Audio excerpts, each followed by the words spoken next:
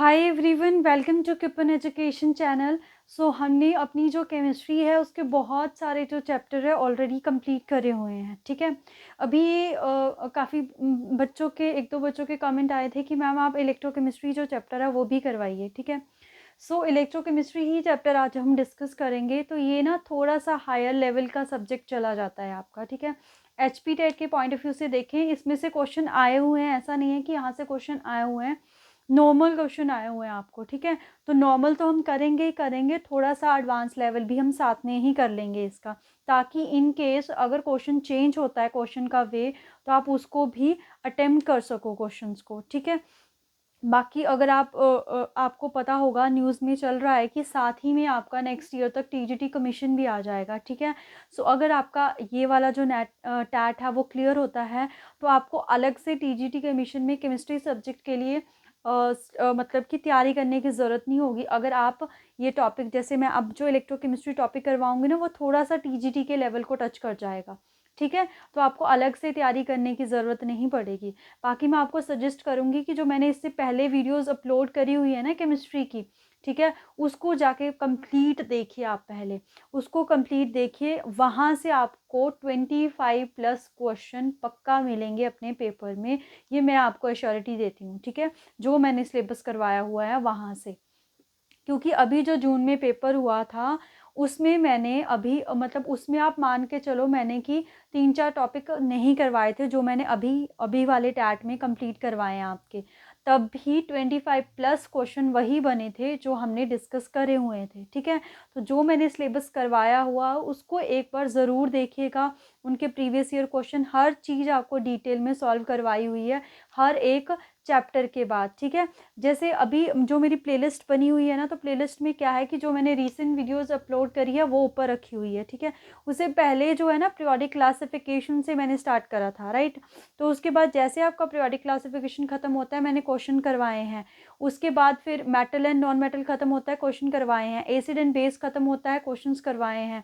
Hybridisation, resonance effect, जितने भी topic discuss करे थे, हर टॉपिक का आपको प्रीवियस ईयर क्वेश्चंस का PDF अपलोड किया गया है। ठीक है, विद द सोल्यूशन। अगर आपको वो PDF चाहिए तो आप टेलीग्राम चैनल जो है वो ज्वाइन कीजिएगा, वहाँ पे आपको वो PDF मिल जाएगा। फाइल्स में जाके आप देखिएगा, आपको प्रीवियस ईयर को जो चैप्टर वाइज मैंने क्वेश्चंस डाले हुए हैं वो मिल जाएंगे आपको। ठीक है, बाकी फिर भी कोई डाउट रहता है तो आप कमेंट कर सकते हो, मैं ट्राई करूँगी कि आपका हर कोई डाउट जो है रिजॉल्व करूँ। ठीक है, तो अब स्टार्ट करते हैं। बहुत हो गया, आप ये अपना है इलेक्ट्रोकेमिस्ट्री चैप्टर। ठीक है, क्या है जो टॉपिक न्यू है, इलेक्ट्रोकेमिस्ट्री। तो इलेक्ट्रोकेमिस्ट्री देखो, इलेक्ट्रो वर्ड आ रहा है और केमिस्ट्री वर्ड आ रहा है। तो अगर हम इलेक्ट्रोकेमिस्ट्री की बात करें तो इलेक्ट्रोकेमिस्ट्री एक केमिस्ट्री की ब्रांच है, जिसमें हम क्या करते हैं कि इलेक्ट्रिसिटी प्रोड्यूस करते हैं by the use of chemical energy, या हम बोल सकते हैं कि इलेक्ट्रिसिटी का यूज़ करके हम केमिकल एनर्जी को प्रोड्यूस करते हैं। तो वो चीज़ें कैसे प्रोड्यूस किए जाते हैं, कौन कौन से प्रोसेसेस उनसे रिलेटेड है, वो सारी चीज़ें आपकी इलेक्ट्रोकेमिस्ट्री के अंडर आती हैं। ठीक है, it is just a definition of electrochemistry. Main जो हम पढ़ेंगे वो पढ़ेंगे इलेक्ट्रोकेमिस्ट्री में इलेक्ट्रोकेमिकल सेल के बारे में। वेरी वेरी इंपॉर्टेंट है ये आपका। किसके बारे में पढ़ेंगे? इलेक्ट्रोकेमिकल सेल के बारे में, इलेक्ट्रोकेमिकल सेल। ठीक है, जैसे इलेक्ट्रोकेमिस्ट्री की डेफिनेशन है वैसी ही इलेक्ट्रोकेमिकल सेल की डेफिनेशन है कि इलेक्ट्रोकेमिकल सेल क्या करती है, इलेक्ट्रिकल एनर्जी को केमिकल एनर्जी में, या फिर हम बोल सकते हैं केमिकल एनर्जी से इलेक्ट्रिकल एनर्जी जनरेट की जाती है। वो हमारी सेल कैसी होती है, इलेक्ट्रोकेमिकल सेल्स। जो ये सेल्स होती है ना, इसके टाइप्स इंपॉर्टेंट है। तो अगर इसके टाइप्स की बात करें तो इसमें जनरली 2 टाइप्स आते हैं हमारे पास। गैल्वेनिक सेल, ठीक है, कौन सी?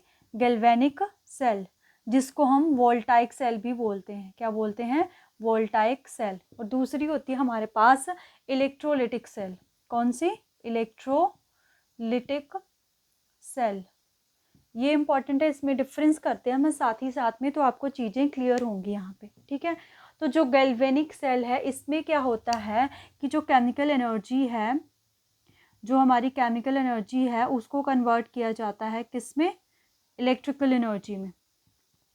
केमिकल एनर्जी कन्वर्ट की जाती है इलेक्ट्रिकल एनर्जी में। ठीक है, इलेक्ट्रोलिटिक सेल जो है वो बिल्कुल इसका अपोजिट है। बिल्कुल इसका अपोजिट कैसे हुआ कि इसमें जो है इलेक्ट्रिकल एनर्जी है इलेक्ट्रिकल एनर्जी दी जाती है, ठीक है। तो इलेक्ट्रिकल एनर्जी कन्वर्ट किस में होती है, केमिकल एनर्जी में। किसमें, केमिकल एनर्जी में। इसको कैसे लर्न करोगे, E2 इलेक्ट्रोलिटिक, E2C जा रही है, E2C मतलब इलेक्ट्रिकल एनर्जी किस में कन्वर्ट हो रही है, केमिकल एनर्जी में। तो गैल्वेनिक सेल और वोल्टाइक सेल बिल्कुल इसका अपोजिट होगा, ठीक है। तो आपने कभी देखा है, इन केस अगर आपने कभी एक्सपेरिमेंट करा होगा तो आप देखना, वाटर जो है वो बीकर में ले, उसमें हम क्या डालें, कॉपर सल्फेट, ठीक है। हमने कुछ नहीं करा अपनी तरफ से, तो वो जो बीकर होता है ना वो गर्म हो जाता है बीकर, विच मीन्स कोई रिएक्शन हुई है। और रिएक्शन कैसे होगी, अपने आप रिएक्शंस हुई है, ठीक है। क्या हुई है, अपने आप रिएक्शंस हुई है। तो वो जो अपने आप रिएक्शंस होती है, उन रिएक्शंस को हम बोलते हैं स्पॉन्टेनियस रिएक्शन। कैसी रिएक्शन बोलते हैं हम, स्पॉन्टेनियस रिएक्शन। सुना होगा आपने वर्ड ये, स्पॉन्टेनियस रिएक्शन, जो अपने आप से होती है। तो जो हमारी वोल्टाइक सेल है, गैल्वेनिक सेल है, उसमें जो रिएक्शंस होती हैं वो अपने आप होती है, केमिकल रिएक्शंस अपने आप होती है, देन इलेक्ट्रिकल एनर्जी प्रोड्यूस होती है। यहाँ पे हम इलेक्ट्रिकल एनर्जी दे रहे हैं टू प्रोड्यूस्ड केमिकल रिएक्शन। तो इसका मतलब ये कौन सी रिएक्शन हुई, इसमें कौन सी रिएक्शन होती है, नॉन स्पॉन्टेनियस, ठीक है। कैसी रिएक्शन होती है इसमें, नॉन स्पॉन्टेनियस रिएक्शन, ठीक है। ये आ गया। उसके बाद अगर हम इसमें देखें और डिफरेंस देखना चाहें तो ना आगे हम इसका पढ़ते हैं पूरा स्ट्रक्चर कैसे होता है। तो जो वोल्टाइक और गैल्वेनिक सेल है ना, ये कंटेन करती है टू डिफरेंट कंटेनर। कंटेनर कितने होते हैं इसमें, टू। इसमें अगर हम बात करें अपने इलेक्ट्रोलिटिक में, इसमें वन कंटेनर होता है, ओनली वन कंटेनर, ठीक है। क्या होता है, एक ही कंटेनर होता है हमारे पास, ठीक है। और अगर हम डिफरेंस, मेन डिफरेंस लिखना चाहें तो जो डेल्टा जी है ना, अगर आपने थर्मोडायनेमिक्स चैप्टर पढ़ा है, आपको आइडिया है, थर्मोडायनेमिक्स चैप्टर मैंने नहीं करवाया है बिकॉज उसके बेसिक से क्वेश्चन आते हैं, दैट्स वाई मैं उस चैप्टर पे नहीं गई हूँ, ठीक है। जब हम टीजीटी कमीशन के लिए सीरीज स्टार्ट करेंगे वहाँ पे मैं करवाऊंगी। तो delta G is a gives free energy, वो एनर्जी जो हम अपने किसी यूजफुल वर्क डन के लिए यूज़ करते हैं, वो हमारी डेल्टा जी एनर्जी होती है। तो अगर आपको आइडिया है स्पॉन्टेनियस रिएक्शन का, तो वहाँ पे डेल्टा जी नेगेटिव होती है। तो यहाँ पे तो स्पॉन्टेनियस रिएक्शन नहीं है, तो यहाँ पे डेल्टा जी क्या होगी, पॉजिटिव, ठीक है। तो ये हमारे पास मेन डिफरेंस आए। अब हमने डिफरेंस देख लिया अपने वोल्टाइक या गैल्वेनिक और अपनी इलेक्ट्रोलिटिक सेल में, ठीक है। डिफरेंस के ऊपर क्वेश्चन आता है। अब हम जो इस सेल को डिटेल में करेंगे, यहाँ से क्वेश्चन आता है आपको, ठीक है, अपनी कौन सी वोल्टाइक और गैल्वेनिक सेल से। अब इसको हम डिटेल में देखते हैं, ठीक है, इसके सेल स्ट्रक्चर से, तब आपको सारी चीज़ें क्लियर होंगी। और अगर न्यूमेरिकल जैसे आते हैं जो मैंने साइड में लिखे हुए हैं, उनको कैसे सॉल्व करना है वो भी देखते हैं हम, ठीक है।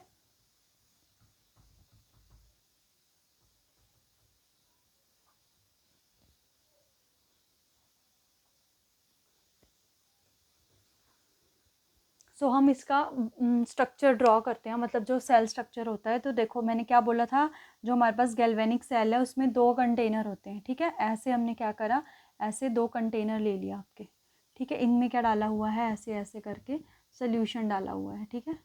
इलेक्ट्रोलाइट बोलते हैं जिसको, पता होगा आपको इलेक्ट्रोलाइट क्या होते हैं। Electrolyte are that solution that contain that conduct electricity, ठीक है। ऐसे करके इसमें डाली हुई है मेटल रोड्स, ऐसे डाली गई है मेटल्स रोड, यहाँ पे भी और यहाँ पे भी मेटल रोड डाली हुई है।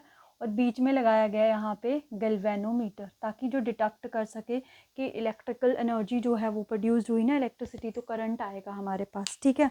अब हम अगर बात करें ना, ये हमारे पास है जिंक की रोड। किसकी रोड है ये, जिंक की रोड है, ठीक है। तो ये हमारे पास है कॉपर की रोड। ये कौन सी रोड है, कॉपर की रोड। पता, जो हमारी हम बोलें वोल्टाइक सेल जिसमें जिंक और कॉपर होती है ना, ये भी क्वेश्चन बन सकता है। उसको ना हम डेनियल सेल बोलते हैं। कौन सी सेल बोलते हैं, Daniell cell. Zinc and copper की सेल हुई जो, क्या बोलते हैं उसको, डेनियल सेल। ये भी क्वेश्चन फ्रेम हो सकता है आपका, ठीक है। तो ये डेनियल सेल, नीचे जो हमने सोल्यूशन लिया हुआ है जिसकी रोड, उसका electrolytic solution ZnSO4।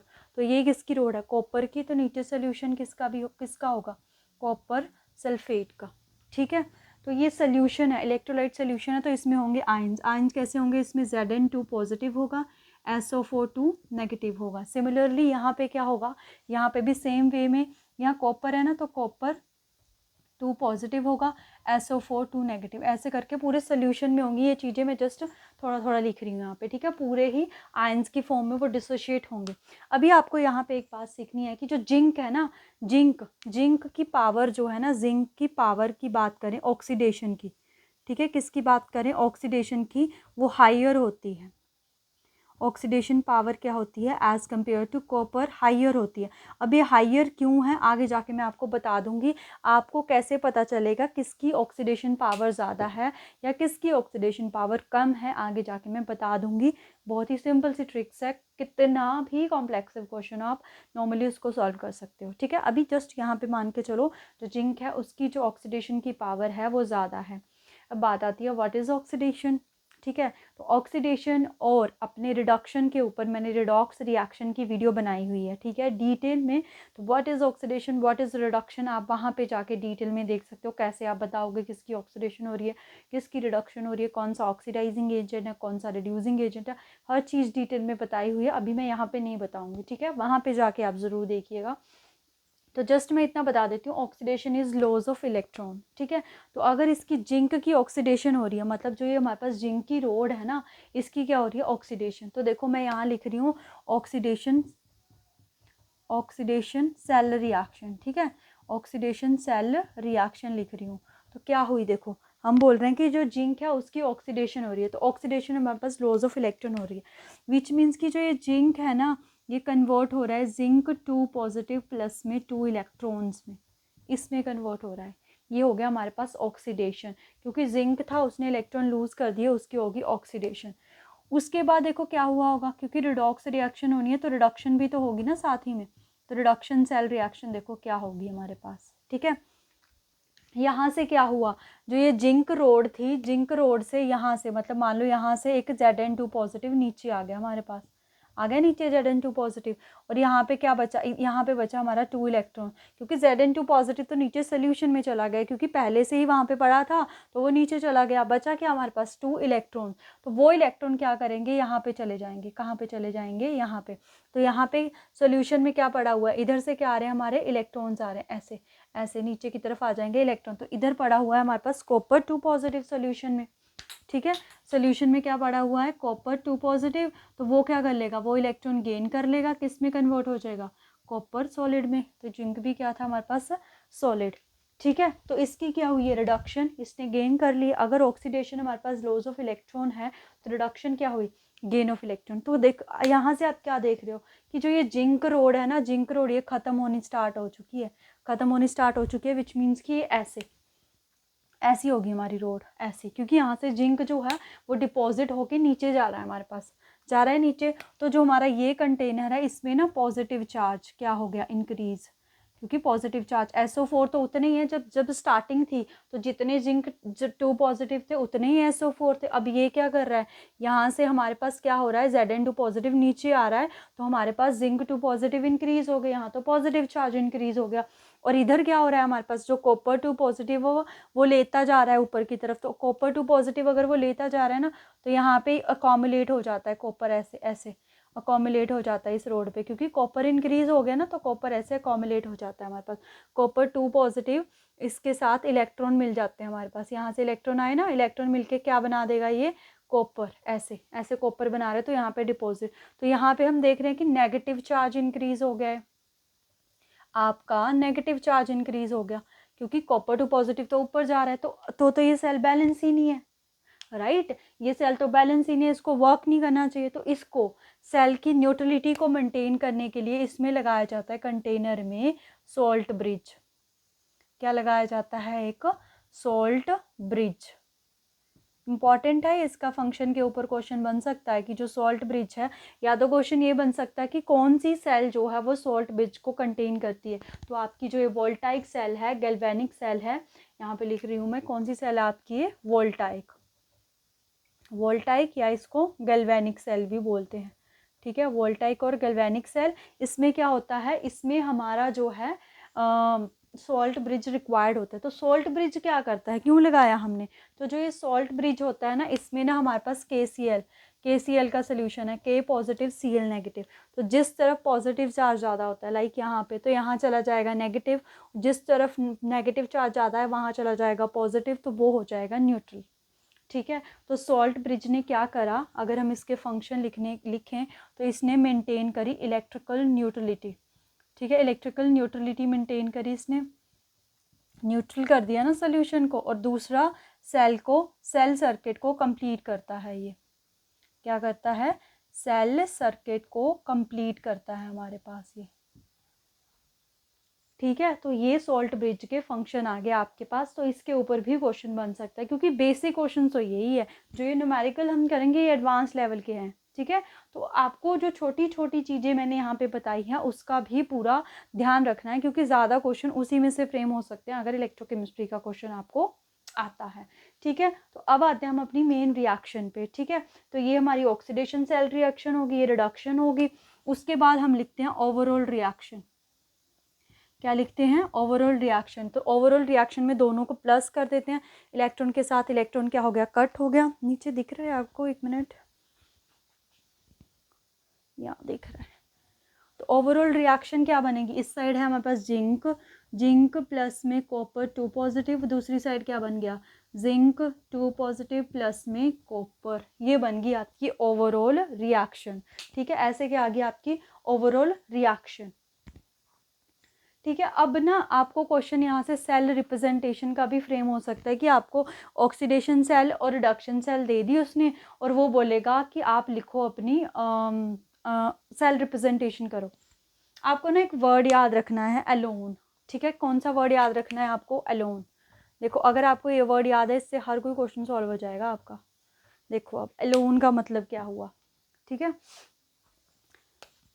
A for anode, L for left भी है और लॉस भी है, O for oxidation, N for negative, N for negative, E for electrode. अब इसका मतलब क्या हुआ, देखो ऑक्सीडेशन कौन सी सेल पे हुई हमारे पास, रोड पे हुई, जिंक वाली रोड पे। तो ऑक्सीडेशन हमेशा किस पे होती है, एनोड पे। तो ये क्या हुआ आपका एनोड, और ये क्या हुआ आपका कैथोड। तो कई बुक्स में डेफिनेशन दी होती है कि एनोड पे जो हमारे पास होता है नेगेटिव चार्ज होता है, कैथोड पे पॉजिटिव चार्ज होता है। तो this is not a definition of anode and cathode, क्योंकि ये तो हमारे पास गैल्वेनिक सेल में होता है। वोल्ट जो इलेक्ट्रोलाइटिक सेल है उसमें बिल्कुल चेंज हो जाता है, उसमें साइन जो है ऑल्टर कर जाते हैं एनोड और कैथोड के। तो एनोड और कैथोड की डेफिनेशन हम साइन से नहीं बता सकते, पर एनोड और कैथोड की डेफिनेशन हम ऑक्सीडेशन रिडक्शन से बता सकते हैं। तो जो ऑक्सीडेशन है हमेशा वो एनोड पे ही होगी। तो जिस भी इलेक्ट्रोड पे ऑक्सीडेशन होती है उसको हम एनोड बोलते हैं। तो ये इसकी एग्जैक्ट डेफिनेशन है एनोड की, जहाँ पे ऑक्सीडेशन होती है। तो मैंने एलोन वर्ड क्यों बोला, देखो अब आपको याद करने को, ए से एनोड है और वो हमेशा लेफ्ट साइड होगा। अभी इस लेफ्ट साइड क्या है, जब हम सेल रिप्रेजेंटेशन करेंगे वहाँ पे बताऊंगी मैं आपको। ठीक है, लेफ्ट, और एल से क्योंकि ऑक्सीडेशन हो रही है, तो ऑक्सीडेशन मतलब लॉस ऑफ इलेक्ट्रॉन, ऑक्सीडेशन। अब ये नेगेटिव क्या है, ये जब हम क्वेश्चन सॉल्व करेंगे वहाँ पे बताऊंगी, जहाँ जिसका जितना यूज़ है वो हम यहाँ पे डिस्कस कर रहे हैं। ठीक है, अब आई बारी सेल रिप्रेजेंटेशन की। ठीक है, अभी इसको इरेज नहीं मैं कर सकती, तो यहाँ कर रही हूँ आपकी सेल रिप्रेजेंटेशन। सेल रिप्रेजेंटेशन, तो सेल रिप्रेजेंटेशन में देखो बीच में क्या लगा हुआ है, सॉल्ट ब्रिज। तो ये लगा दिया मैंने सॉल्ट ब्रिज ऐसे। ठीक है, ये क्या आया अब सॉल्ट ब्रिज। अब आप देखो ये सॉल्ट ब्रिज की, अगर ये सॉल्ट ब्रिज है, ये लेफ्ट साइड, ये क्या हुई राइट साइड। ठीक है, ये सॉल्ट ब्रिज की लेफ्ट साइड हुई, और ये कौन सी साइड हुई हमारे पास, राइट साइड। ठीक है, ये लेफ्ट साइड हुई, ये कौन सी हुई आपकी राइट साइड। तो लेफ्ट पे क्या हो रहा है, ऑक्सीडेशन। तो ऑक्सीडेशन वाली रिएक्शन कौन सी है, देखो ये जिंक से, इलेक्ट्रॉन से कोई मतलब नहीं है सेल रिप्रेजेंटेशन में। जिंक से क्या बन रहा है, Zn2 पॉजिटिव। तो देखो कैसे लिखेंगे इसको, जिंक सॉलिड स्टेट में एज इट इज, एक सिंगल लाइन लगाएंगे, जिंक 2 पॉजिटिव, जो कि एक्वस में है हमारे पास, ऐसे लिखते हैं। ठीक है, तो ये लेफ्ट साइड, तो राइट साइड कौन सी आ जाएगी, एनोड वाली रिएक्शन। तो एनोड वाली रिएक्शन में क्या बन रहा है, कॉपर 2 पॉजिटिव, जो कि आपका एक्वस में प्रेजेंट है, उससे क्या बनेगा, कॉपर सॉलिड। तो this is the complete cell representation for Daniell cell. ये भी क्वेश्चन फ्रेम हो सकता है कि डैनियल सेल की सेल रिप्रेजेंटेशन कौन सी होगी। नीचे आपको 4 ऑप्शंस दे रखे होंगे। सबसे पहले तो आपको यही पता होना चाहिए कि डैनियल सेल में जिंक और कॉपर आती है, तो जिंक आया कॉपर आया, उन दोनों की आपको सेल रिप्रेजेंटेशन कैसे करनी है वो मैंने यहाँ पे बता दी है। ठीक है, क्या वर्ड याद रखना है, एलोन। इससे सारे क्वेश्चन सॉल्व होंगे। अब ये कैसे हमने क्वेश्चंस को सॉल्व करने के लिए यूज़ करना है वो देखते हैं आप। ठीक है, आई होप आपको ये वोल्टाइक सेल का ये इंपॉर्टेंट है, ये चीज़ें समझ आई होंगी। अगर ये चीज़ें समझ में आती है ना तो इलेक्ट्रोकेमिस्ट्री का कितना भी कॉम्प्लेक्स क्वेश्चन आए आराम से सॉल्व कर सकते हो, कैसे ऑक्सीडेशन हो रही है, कैसे रिडक्शन और ओवरऑल रिएक्शन कैसे हो रही है हमारे पास। ठीक है, अब हम चलते हैं अपने मेन क्वेश्चंस के ऊपर।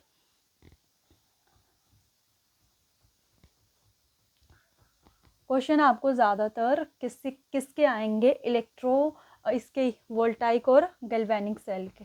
ठीक है, अब 2 छोटी छोटी टर्म्स है उसको देख लेते हैं हम। एक होता है इलेक्ट्रोड पोटेंशियल,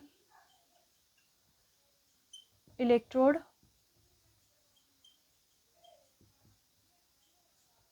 पोटेंशियल, और एक होता है standard cell potential, standard cell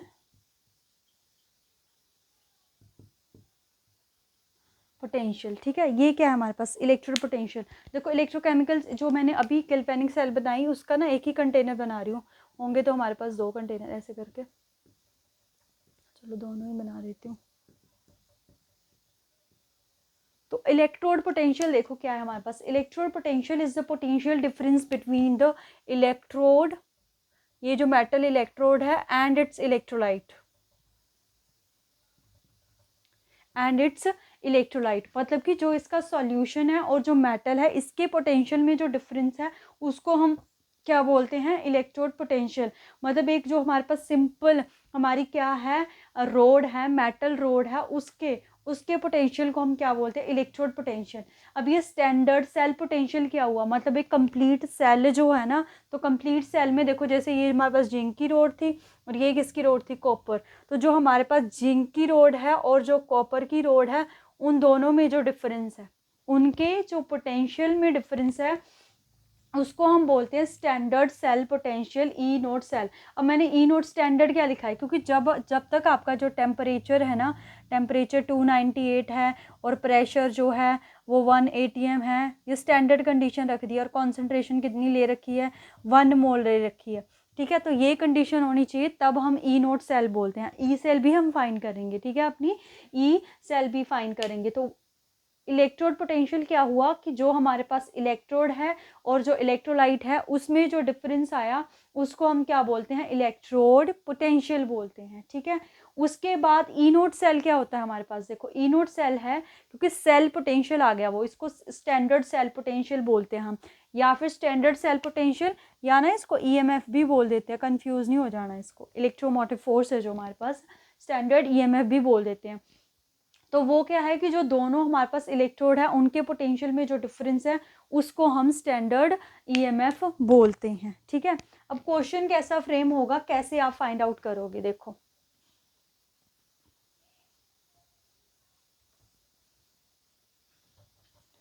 देखो हमारे पास आपका फॉर्मूला बनता है ई नोट सेल का। ठीक है, ई नोट सेल का फॉर्मूला देखो क्या बनता है, मैं लिख रही हूँ यहाँ पे ई राइट माइनस में लेफ्ट, ई राइट माइनस में लेफ्ट।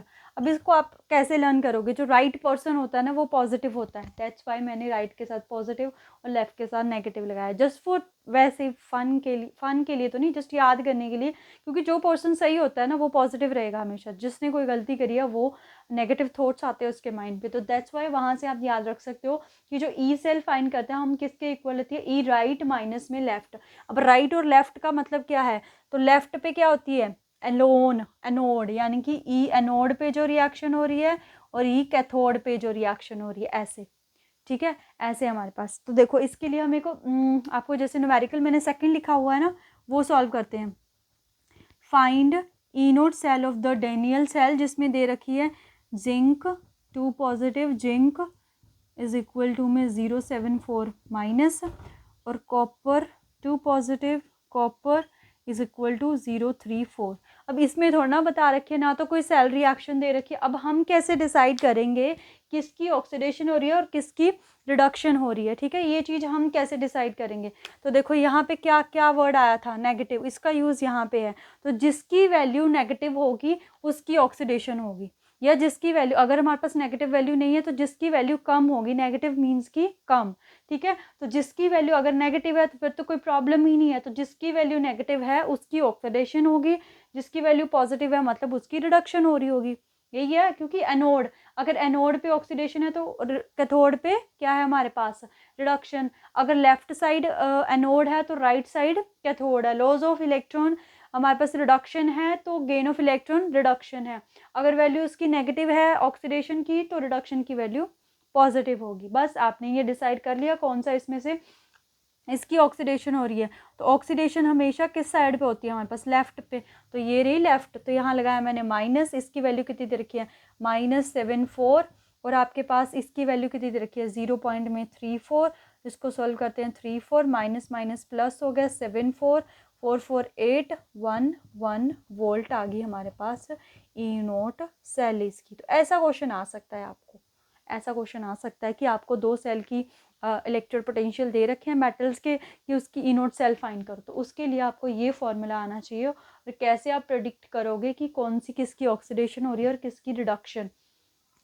और जो ये होती है हमारे पास, ये हमेशा रिडक्शन पोटेंशियल दी होती है। ये क्या दी होती है, रिडक्शन पोटेंशियल, क्योंकि यहाँ पे हमको माइनस करना है, तो सेम में से सेम ही माइनस होती है। तो दोनों की, चाहे किसी की ऑक्सीडेशन हो रही है चाहे किसी की रिडक्शन हो रही है, हमेशा हमारे पास रिडक्शन पोटेंशियल, ये जो वैल्यू दी होती है वो रिडक्शन पोटेंशियल की वैल्यूज़ दी होती है, ठीक है।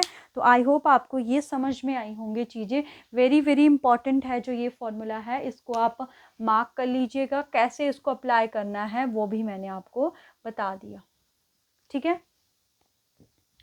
अब देखो एक वर्ड आता है हमारे पास,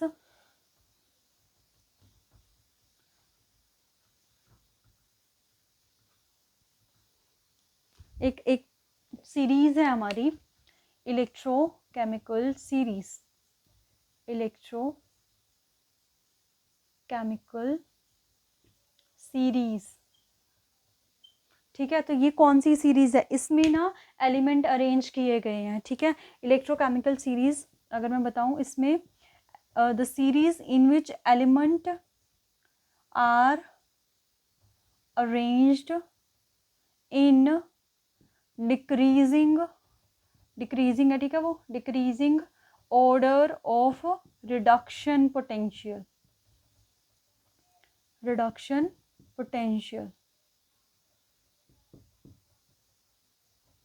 ठीक है। ऐसी सीरीज बनाई गई है जिसमें एलिमेंट्स को ना अरेंज किया गया है इन डिक्रीजिंग ऑर्डर ऑफ हमारे पास रिडक्शन पोटेंशियल। तो अगर आप ये देख पा रहे हो, तो देखो ये दिख रही है आपको, ये है आपकी इलेक्ट्रोकेमिकल सीरीज, ठीक है, इलेक्ट्रोकेमिकल सीरीज।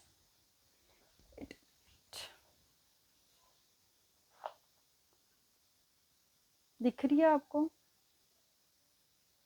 ऐसे क्लियर नहीं दिख रही है ना, अब दिख रही है ना क्लियर। अब देखो, तो इसमें अगर आप देखोगे तो इसमें क्या देखो, सबसे ऊपर फ्लोरीन दे रखा है, फ्लोरीन की कितनी दे रखी है, 2.87।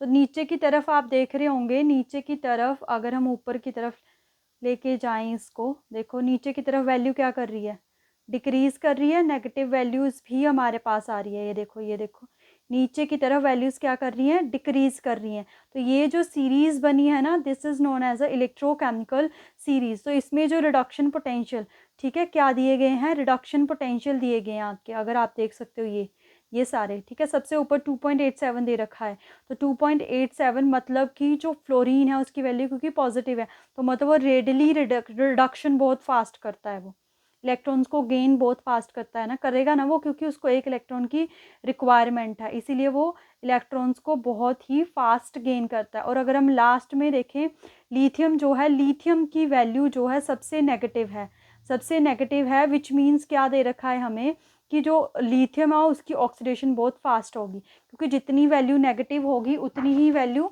हमारे पास क्या होता है, उतनी ही ज़्यादा ऑक्सीडेशन होती है, हमने देखा था ये।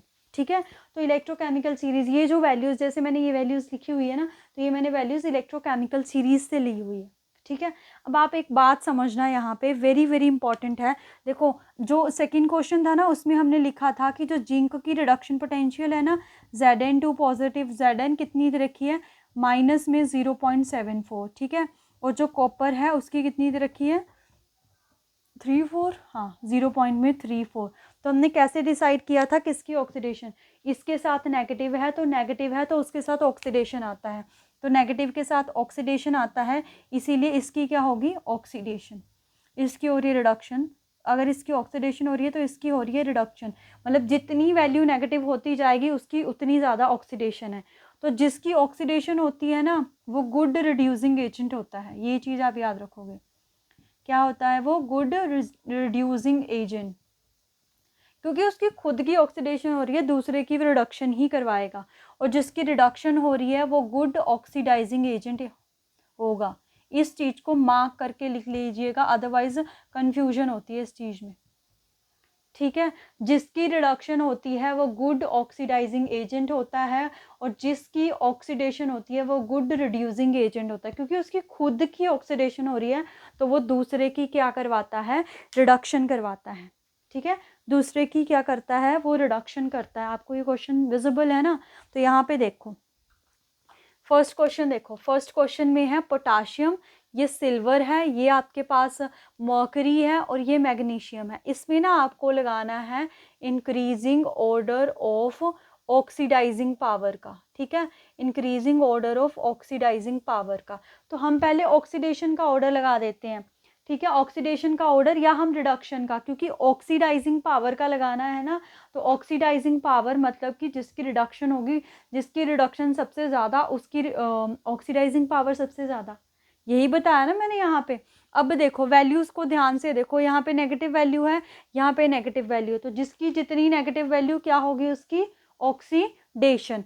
ठीक है, इसकी माइनस में 2.93 है, इसकी माइनस में 2.37 है, तो ज़्यादा नेगेटिव किसकी हुई, पोटाशियम की। तो यानी कि ऑक्सीडेशन का ऑर्डर लगाते हैं, क्योंकि ऑक्सीडेशन का ऑर्डर लगाना आसान रहता है। तो ज़्यादा नेगेटिव किसकी हुई हमारे पास, पोटाशियम की, तो पोटाशियम आ गया नंबर 1 ऑक्सीडेशन में। उसके बाद कौन आया, मैग्नीशियम आ गया। अब इन दोनों में जो लेसर वैल्यू किसकी है, मर्करी की, और उसके बाद हमारे पास लास्ट में आ जाएगा सिल्वर। तो ये लगा हमारे पास ऑक्सीडेशन का ऑर्डर, हमने लगाना है रिडक्शन का ऑर्डर, क्योंकि हमें ऑक्सीडाइजिंग पावर बतानी है। ठीक है, तो रिडक्शन पावर, ऑक्सीडाइजिंग पावर बताने के लिए हमें रिडक्शन का ऑर्डर पता होना चाहिए, तो रिडक्शन का बिल्कुल उल्टा होगा, सिल्वर सबसे फास्ट, देन मर्करी, देन हमारे पास Mg, देन हमारे पास K। तो यही ऑर्डर होगा हमारे पास ऑक्सीडाइजिंग पावर का। पर ये ऑर्डर कैसा है, ये डिक्रीजिंग ऑर्डर में, उसने कौन से ऑर्डर में पूछा हुआ है, इंक्रीजिंग में, तो ऐसे लग जाएगा ऑर्डर, Mg फिर Hg और लास्ट में आ जाएगा Ag, मतलब वही ऑर्डर रहना था बट साइन चेंज हो जाने थे हमारे पास, ऐसे ऐसे है। यहाँ से हमने क्या सीखा कि हमने ये तो देख लिया कि ऑक्सीडेशन किसकी होती है, जिसका पोटेंशियल नेगेटिव है, जितना नेगेटिव उतनी ऑक्सीडेशन, ऑक्सीडेशन का ऑर्डर लगा लिया। अब आपको ये चीज़ याद रखनी है, जिसकी ऑक्सीडेशन होती है उसकी क्या होती है, वो गुड रिड्यूसिंग एजेंट होता है। ठीक है, एक का ऑर्डर लगा लिया, बाकी हम रिवर्स करके ऑर्डर लगा सकते हैं, क्योंकि बाकी सारी चीज़ें रेसिप्रोकल चलती हैं। ये क्वेश्चन भी फ्रेम हो सकता है आपका पेपर में, अगर इलेक्ट्रोकेमिस्ट्री से पेपर बनता है, इम्पॉर्टेंट है ये क्वेश्चन। अब जो हम डिस्कस करने वाले हैं वो है आपकी नॉन स्टिक इक्वेशन। ठीक है, वो क्या है आपके पास, नॉन स्टिक इक्वेशन थोड़ा हायर लेवल चला जाएगा वो, पर यू नेवर नो कि एग्जामिनर का मन क्या करे, वो क्या डाल दे पेपर में। ठीक है, तो इसीलिए मैं नॉन स्टिक इक्वेशन भी डिस्कस करवा रही हूँ, ताकि इन केस वहाँ से क्वेश्चन बन गया तो आप अटेम्प्ट कर सको, क्योंकि अगर आपने इतना कर लिया ना तो नॉन्स्ट भी इजी है, नॉन्स्ट में कोई आपको इससे ज़्यादा नहीं करना है, सिर्फ इतना ही करना है। बट ये है कि आपको नॉन्स्ट इक्वेशन का आइडिया होना चाहिए कि नॉन्स्ट इक्वेशन क्या होती है। तो मैं डायरेक्ट लिखूंगी कि नॉन्स्ट इक्वेशन क्या होती है, मैं कैसे उसकी डेरिवेशन है वो नहीं मैं करवा रही हूँ यहाँ पे, बिकॉज डेरिवेशन का कोई लिंक नहीं है आपके उससे। ठीक है, चलते हैं हम आई होप आपको ये चीज़ समझ में आई होगी, ठीक है। इनके क्वेश्चन प्रैक्टिस करना, आप खुद से वैल्यूज़ को असाइन कर लेना। अपनी जो बुक है, जैसे ये हमारे पास +1 के आपका रिडॉक्स रिएक्शन चैप्टर है, उसमें आपको इलेक्ट्रोकेमिकल सीरीज़ मिल जाएगी, या फिर 12th का जो इलेक्ट्रोकेमिस्ट्री चैप्टर है उसमें भी मिल जाएगी। वहाँ से कुछ भी ऐसे टिक करके एलिमेंट ले लेना, उनको अरेंज करने की ट्राई करना, ठीक है। उसमें बताया होगा, आप कर सकते हो अरेंज। अब हम चलते हैं अपनी नर्न्स्ट इक्वेशन पे, ठीक है। आज की क्लास का लास्ट टॉपिक है वो।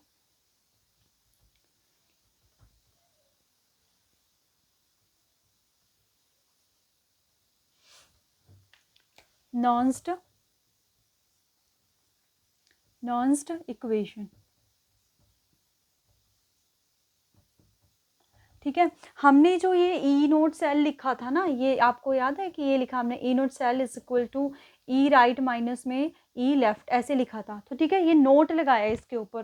तो ये तो था कि अगर हमारे पास कंडीशन स्टैंडर्ड है तब हमें सेल पोटेंशियल फाइंड करना, तब हम ऐसे। अब इन केस ऐसा पॉसिबल तो नहीं है कि हमारे पास हर जगह कंडीशन क्या हो, स्टैंडर्ड हो, तो अब हम सेल पोटेंशियल कैसे फाइंड करते हैं, उसके लिए नर्न्स्ट इक्वेशन आई थी हमारे पास, ठीक है। कि अगर हमारे पास कंडीशन जो है वो स्टैंडर्ड ना हो, तो फॉर्मूला देखो क्या बनता है, E cell is equal to में ई नोट सेल माइनस में 0.0593 ऐसे करके, यहाँ पे N is number of electron in the जो रिएक्शन होती है, और यहाँ पे आता है आपका लॉग, ठीक है। ऊपर हमारे पास प्रोडक्ट आता है और नीचे हमारे पास रिएक्टेंट आता है। बस इतना याद रखना है आपको। ये इक्विलिब्रियम कांस्टेंट की तरह है आपका, अगर आपको इक्विलिब्रियम का आइडिया है। नहीं तो छोड़ो, क्योंकि हमने इक्विलिब्रियम नहीं पढ़ा है, आपको इसको लर्न करना पड़ेगा। लॉग प्रोडक्ट अपॉन में रिएक्टेंट, ठीक है। क्या है हमारे पास, प्रोडक्ट अपॉन में रिएक्टेंट। ई सेल फाइंड करनी है, ई नोट सेल क्या है हम यहाँ से फाइंड आउट कर सकते हैं। N is number of electron.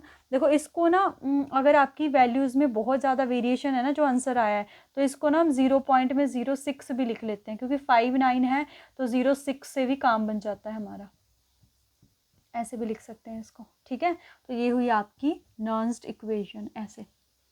अब हम ना, क्योंकि ये तो नॉन्स्ट इक्वेशन होगी, क्वेश्चन आएगा कि फाइंड द ई सेल। ध्यान रखना है, ई सेल पूछा गया है या फिर ई नोट सेल पूछा गया है, ठीक है। तो अगर आपको ई नोट सेल पूछा होगा फिर तो हम सिंपल वैसे कर देंगे, फिर इतनी उसमें क्यों जाएंगे, है ना। यहाँ पे ई सेल पूछा है तो तब हम ये वाला मैथड अपना जो है वो अप्लाई करते हैं। ई सेल है ये, है ना, ये ई छोटा है, इसको भी एल मत समझना। अब ना हम अपने क्वेश्चन पे चलते हैं। देखो मैंने थर्ड क्वेश्चन लिखा है, यहाँ पे Mg लिखा है, Mg2 पॉजिटिव लिखा है, यहाँ लिखा है 0.01। अब ये क्या है मैं सब कुछ बताती हूँ, टेंशन नहीं लेनी है। Cu2 पॉजिटिव 0.0001, और यहाँ पे Cu सॉलिड। ये रिएक्शन दे रखी है। नीचे आपको मैग्नीशियम और जो कॉपर है उसके स्टैंडर्ड रिडक्शन पोटेंशियल भी दे रखे हैं। बट इससे हमें कैसे पता चलेगा कि कौन सा रिएक्टेंट है, कौन सा प्रोडक्ट है। इसको ध्यान से देखो, इतना तो पता है ना, सेल रिप्रेजेंटेशन हम सीख के आए हैं। ये सॉल्ट ब्रिज है, ये लेफ्ट साइड है, ये राइट साइड है। अगर ये लेफ्ट साइड है तो लेफ्ट अलोन, अलोन को नहीं भूलना है अगर इलेक्ट्रोकेमिस्ट्री आता है। तो लेफ्ट साइड है, लेफ्ट साइड पे क्या होती है, ऑक्सीडेशन। क्या होती है, ऑक्सीडेशन। बाकी आप यहाँ से भी देख सकते हो कि Mg किस में चेंज हो रहा है, Mg2 पॉजिटिव में। बनाओ रिएक्शन, देखो Mg चेंज हो रहा है Mg2 पॉजिटिव में, मतलब 2 इलेक्ट्रॉन दिए होंगे ऐसे। और यहाँ पे देखो कॉपर 2 पॉजिटिव थे, किस में जा रहा है, सो कॉपर 2 पॉजिटिव, मतलब इसने 2 इलेक्ट्रॉन लिए होंगे तब ये कॉपर बना होगा।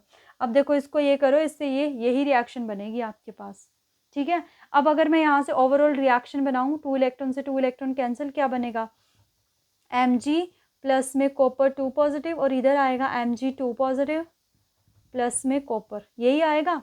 अब हमें ये, क्योंकि ये रिएक्शन की ज़रूरत क्यों पड़ी, क्योंकि हमें यहाँ पे प्रोडक्ट और रिएक्टेंट चाहिए। तो ये है आपकी ओवरऑल रिएक्शन। तो आपके प्रोडक्ट में कौन सा आयन है, क्योंकि ये हमारे पास सॉलिड है, ये ना कॉन्सेंट्रेशन होती है, यहाँ पे क्या होती है, ये कॉन्सेंट्रेशन होती है प्रोडक्ट की, ठीक है। तो जो सॉलिड होते हैं ना, उनकी जो कॉन्सेंट्रेशन होती है 1, तो इसकी तो होगी 1, इनसे हमें कोई मतलब नहीं है। बाकी देखो ये प्रोडक्ट में कौन सा आयन आ रहा है, Mg2 पॉजिटिव। तो Mg2 पॉजिटिव की लिखी हुई है यहाँ पे कॉन्सेंट्रेशन, और रिएक्टेंट में कौन सा आ रहा है, कॉपर, उसकी लिखी हुई है यहाँ पे कॉन्सेंट्रेशन, ठीक है, उसकी कॉन्सेंट्रेशन। अब हम चलते हैं अपने, इतना पता चल गया। मैं यहाँ लिख रही हूँ, देखो रिरेज करना पड़ेगा मेरे को, कि Mg2 पॉजिटिव आपका प्रोडक्ट हुआ और कॉपर 2 पॉजिटिव आपका रिएक्टेंट हुआ, ठीक है, नीचे से मेरे को इरेज करना पड़ेगा। अब हमें अपने फॉर्मूले के ऊपर चलते हैं। रिएक्शन आप वहाँ से देख सकते हो, मैं ये भी इरेज कर रही हूँ, ठीक है। सबसे पहले हमें ई नोट सेल फाइंड करनी पड़ेगी। क्या फाइंड करनी पड़ेगी? ई नोट सेल। तो ई नोट सेल क्या होती है हमारे पास? ई राइट माइनस में लेफ्ट, ई राइट माइनस में लेफ्ट, यानी कि राइट पे होती है रिडक्शन और लेफ्ट पे होती है ऑक्सीडेशन। तो हम वैल्यूज से देखेंगे। मैग्नीशियम की वैल्यू नेगेटिव में दे रखी है, तो ये तो हमें रिएक्शन से भी पता चल रहा है मैग्नीशियम की ऑक्सीडेशन हो रही है, तो उसकी ऑक्सीडेशन हो रही है, वो आएगी यहाँ पे माइनस में 2.36, और उसकी रिडक्शन हो रही है, वो कितनी दे रखी है? 0.34। तो इसको सॉल्व करेंगे 0.34 प्लस में 2.36, सॉल्व करके क्या आ जाएगा? 6 और 4 10, 3 और 3 6 और 7 .27 वोल्ट। तो ई नोट सेल तो आ गई हमारे पास 2। तो मैं यहाँ लिख रही हूँ ई नोट सेल को, ई नोट सेल आ गई है 2.7 वोल्ट, ठीक है। ठीक है, नंबर ऑफ इलेक्ट्रॉन्स कितने इन्वॉल्व हो रहे थे रिएक्शन में? 2। तो एन पता चल गया, ये भी पता चल गया। अब यहाँ पे आओ, देखो इसको मैं अलग से यहाँ सॉल्व कर रही हूँ, ठीक है। क्या आया है आपके पास? लॉग प्रोडक्ट की कॉन्सेंट्रेशन। तो प्रोडक्ट में क्या है आपका? Mg2 positive. तो Mg2 पॉजिटिव की कॉन्सेंट्रेशन कितनी है? 0.001, और कॉपर की कितनी है? 0.0001। ऐसे इनके पॉइंट हटा दो, देखो कैसे बनेगा ये। लॉग एज इट इज रहेगा, 1/1000 आ जाएगा ये। अब मैं इसके पॉइंट हटाऊंगी, ये भी 1/10,000, तो उसको हम रेसिप्रोकल कर देंगे, तो 10,000 जाएगा ऊपर, यहाँ पे 1 30 से 30 कैंसिल, कितना बचा? 10। कितना बचा आपके पास? log 10। तो अगर आपने मेरी log वाली वीडियो देखी है तो आपको पता होगा log 10 की वैल्यू कितनी होती है? 1, विच मीन्स इस सारी टर्म को सॉल्व करके क्या आ गया हमारे पास? 1। तो ई नोट सेल की वैल्यू कितनी आई है? 2.7, माइनस में 0.06 as it is, number of electron कितने आ गए? 2, और इसको सॉल्व करके आ गया 1। तो 2.7 एज इट इज़, माइनस में क्या आ जाएगा? 0.03, इसको माइनस करेंगे तो ये आ जाएगा हमारे पास 7, यहाँ बचेगा 6, यहाँ पे 2 ई सेल। तो इस रिएक्शन की जो ई सेल है वो क्या आ गई हमारे पास? 2.67 वोल्ट, ठीक है। जो स्टैंडर्ड वाली थी वो 2.7 आ रही है, तो वो कहीं ना कहीं कम आ रही है क्योंकि वेरिएशन होती है हमारे पास, ठीक है। तो ऐसे हमने क्वेश्चंस को अप्रोच करा अपने नॉन्स्ट इक्वेशन के। ये बट हायर लेवल का है, थोड़ा सा हायर लेवल का है ये टच, पर मैंने आपको बता दिया इन केस ऐसा क्वेश्चन बनता है, ठीक है। तो आज के लिए इतना ही, बहुत ही जल्दी हम नेक्स्ट वीडियो में मिलेंगे। Thank you so much, happy learning.